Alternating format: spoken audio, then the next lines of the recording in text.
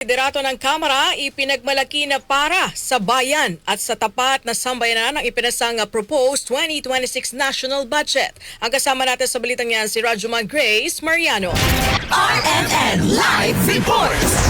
Ipinagmalaki nga ni House Speaker Faustino Boji D. III na hindi pansariling interes kundi isip at puso ang nangibabaw sa pagpasa ng Kamara sa panukalang 6.7 trillion pesos na 2026 national budget na para sa bayan at tapat sa sambayanan. Ayon kay D, sa bersyon ng House of Representatives ng 2026 budget ay wala silang naitago, tinago at walang ibang layunin kundi matiyak na bawat piso ng buwis ay babalik sa mamamayan. Maaaring hindi perpekto ang ating budget, ngunit ito ay malinaw na simula ng bagong hamon sa ating paglilingkod. Ang unang hakbang sa ating paglalakbay tungo sa isang tunay na budget ng bayan, bukas at tapat sa sambayanan.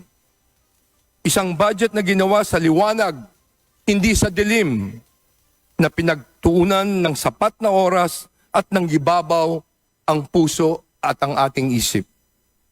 Hindi ang pangsariling interes. Sa ilalim nito, walang naitago, wala ring tinago, at walang ibang layunin kundi tiyakin na ang bawat piso ng buwis ng ating mga mamamayan ay bumalik sa kanila.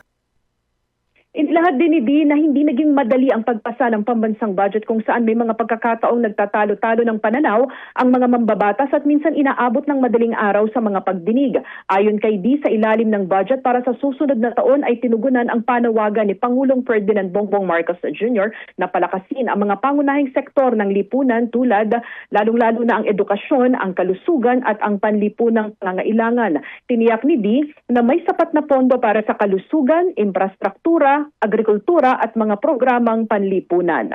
Kasama mo sa DCXL, RMN Manila, Rajuman Grace Mariano, Tatak RMN.